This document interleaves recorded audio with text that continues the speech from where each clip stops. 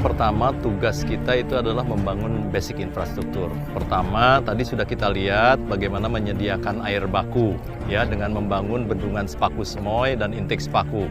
Itu progresnya udah hampir di atas 80%, 82 dan 85%. Karena itu penting yang menjamin ketersediaan air baku untuk air minum nanti di KIPP.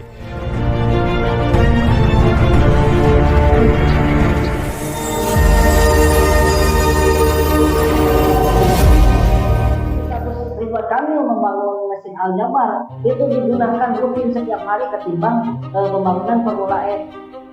Kalau dulu Pak Anies Baswedan berniatan Formula E untuk menjadikan Indonesia sebagai pusat perhatian dunia, Pak Ridwan Kamil nggak bangun mesin juga jadi pusat perhatian dunia. Jadi begini, dia bilang, Prof, saya mendukung Anies. Oh silakan. Hak Anda mendukung, kalau ada yang menghalangi, tanyakan ke dia. Kalau ada yang menghalangi Anda mendukung Anies, lapor ke saya. Gitu. Bahkan saya tugaskan Anda, carikan Anies dapat tiket. Biar demokrasi ini hidup. Itu kata saya kepada Denny. Tapi saya tidak mendukung Anies. Bakal calon presiden Republik Indonesia Anies Rashid Baswedan atau baca pres Anies Baswedan berjanji akan melanjutkan program era kepemimpinan Pak Joko Widodo apabila menang di pemilihan presiden 2024. Anies berjanji bahwa akan melanjutkan program pembangunan IKN yang diprakarsai oleh Pak Jokowi.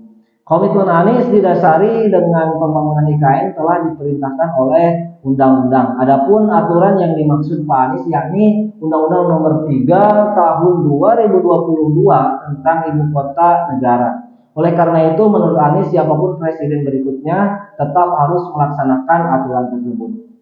Jadi kata Pak Anies, kalau ini perintah undang-undang, siapapun presidennya harus melanjutkan perintah undang-undang tersebut. Jadi ini sudah bukan lagi di level gagasan, tapi sudah perintah undang-undang, kata Pak Anies. Kemudian beberapa awak media juga mengatakan bertanya, apakah mungkin Pak Anies akan membuat peraturan Perpu baru untuk membatalkan perpindahan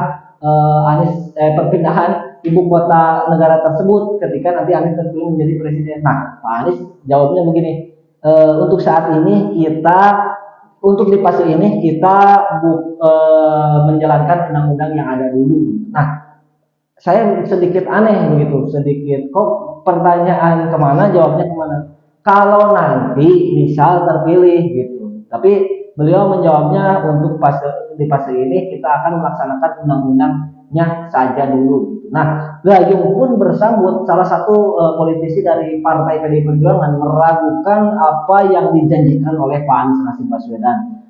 Beliau mengatakan bahwa keraguan PDIP berkaca dari pengalaman yang sudah-sudah. Sebetulnya kata Pak Hasto, harusnya masyarakat bisa menilai dari kinerja atau rekam jejak Pak Anies selama memimpin DKI Jakarta. Ketika program Pak Jokowi Ahok, kemudian program Ahok Jarot tidak dilanjutkan oleh Pak Anies, salah satunya adalah Sodetan Ciliwung, program untuk menangani banjir di DKI Jakarta itu mandek ketika era Pak Anies memimpin setelah melanjutkan Pak Jokowi Ahok ataupun juga Pak Ahok Jarot. Nah, justru program-program Pak Jokowi ini bukan dilanjutkan oleh Pak Anies, tapi dilanjutkannya oleh PJ Gubernur Budi gitu.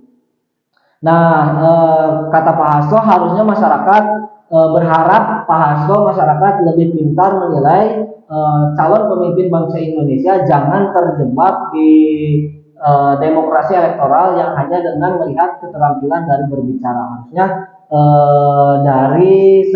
dari rekam jejak kinerjanya, bukan dari rekam jejak cara ia berbicara, kata Pak Hasto begitu. Nah, di satu sisi juga kemarin ketika ada pertemuan Pak Prabowo Subianto dan Pak Surya Paloh, Pak Surya Paloh dengan tegas mengatakan ketika Anies terpilih menjadi presiden, jelas akan melanjutkan program Joko Widodo. Karena pembangunan yang sudah dilakukan hari ini, jelas dan mutlak itu harus dilanjutkan. Jangan terhenti karena pergantian kepemimpinan di nasional, gitu kata Pak Surya Paloh. Nah, terus lamun tagline-nya perubahan kira-kira Pak Anies rek dilakukan. Apakah ada perubahan lain ketika misal tetap ibu kota dilanjut pindah dari Jakarta tapi tidak ke Kalimantan, misalnya ke Jawa Barat mungkin, atau ke Papua mungkin itu, atau kumaha gitu Pak Anies. Nah, karena memang dari pertanyaan wartawan saja yang tadi ditanyakan ke Pak Anies, itu Pak Anies tidak menjawab secara pasti apakah akan membuat perpu untuk pembatalan undang-undang atau tidak gitu. Nah, kemudian juga kalau lihat dari, saya khawatirnya begini teman-teman, ini hanya sekedar janji kampanye politik Pak Anies untuk mendapatkan simpati dari masyarakat semata. Nantinya ketika terpilih Pak Anies justru membuat program-program baru yang bisa menelantarkan program-program yang hari ini sudah berjalan. Takutnya yang di era Pak Jokowi hari ini pembangunan A, pembangunan B, kemudian program-program unggulan Pak Jokowi Dodo hari ini yang sudah berjalan itu jadi terbengkalai begitu. Dan Pak Anies karena terpilih kemudian membuat program-program yang baru. Saya khawatirnya demikian teman-teman. Saya kan anggaran yang hari ini besar digelontorkan oleh pemerintah untuk membangun Indonesia dari segi ekonomi, kemudian juga pendidikan, sektor pembangunan dan infrastruktur dan lain sebagainya sudah besar dikeluarkan oleh Pak Jokowi Dodo untuk membangun Indonesia ini. Kemudian Pak Anies bikin program-program yang baru yang menurut saya program-program seperti kemarin di Jakarta pun itu hanya sekedar program-program seremonial seperti pembuatan Formula E. Naon aya manfaatna, apa manfaatnya hari ini Formula E untuk masyarakat di daerah DKI Jakarta? Tidak ada kontinuitas dan efek daripada pembangunan Formula E tersebut. Lebih bagus Ridwan Kamil membangun Masjid Al Jabar itu digunakan rutin setiap hari ketimbang pembangunan Formula E. Kalau dulu Pak Anies Baswedan berniatan Formula E untuk menjadikan Indonesia sebagai pusat perhatian dunia, Pak Ridwan Kamil nggak bangun masjid juga jadi pusat perhatian dunia, teman-teman.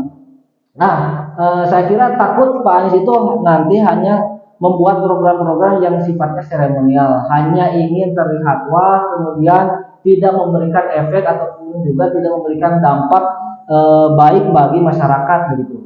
Mungkin itu penilaian saya. Seperti kemarin janji Pak Anies ketika depo Pertamina di Pelumpang itu, dulu kan Pak Ahok ingin merelokasi masyarakat yang tinggal di area tersebut ke rusun agar keamanannya warga sekitar tersebut terjamin begitu. Dan Pak Anies dengan pedenya ketika berkampanye mengatakan malah memberikan izin mendirikan bangunan, dan terbukti hari ini kita semua melihat betapa besarnya musibah yang terjadi di Pelumpang. Nah, begitupun ketika pembangunan ibu kota negara, saya khawatir ketika anggaran yang cukup sudah sedemikian besarnya untuk pembangunan ibu kota Nusantara di Kalimantan Timur harus mandek gara-gara pergantian kepemimpinan. Mudah-mudahan Pak Anies betul-betul matang ketika ingin maju menjadi calon presiden, tidak hanya sekedar mencoba meraup suara atau meraup simpati dari masyarakat. Mungkin itu teman-teman yang bisa saya sampaikan. Mohon maaf ketika perkataan saya menyinggung, karena memang kita bukan kita tidak ingin terjebak dari perbedaan pilihan, tapi juga kita mudah-mudahan secara jernih dan secara sehat berpikir sedikit banyaknya untuk perbaikan Indonesia. Jika sampai saat ini Pak Anies Baswedan belum melontarkan atau belum menyampaikan gagasan terkait dengan perubahan ataupun pembangunan yang akan ia berikan kepada Indonesia, maka saya wajib membela gagasan yang hari ini sudah ada gitu, sebelum ada gagasan terbaru yang dikeluarkan oleh calon presiden manapun, baik itu Pak Ganjar, baik itu Pak Prabowo, baik itu Pak Anies Baswedan ataupun siapapun. Sebelum mereka punya gagasan yang lebih cemerlang daripada gagasan hari ini Pak Jokowi bangun, maka saya akan membela gagasan yang hari ini sudah berjalan sampai nanti mendapatkan gagasan terbaik yang lebih baik daripada Pak Jokowi. Tapi jika sampai 2024 tidak ada gagasan yang lebih cemerlang daripada gagasan yang hari ini sedang berjalan, maka otomatis kemungkinan 3 periode Pak Joko Widodo itu bisa dilanjutkan. Mungkin cukup sekian dan demikian. Terima kasih atas segala perhatian. Mohon maaf atas segala kekurangan. Assalamualaikum warahmatullahi wabarakatuh.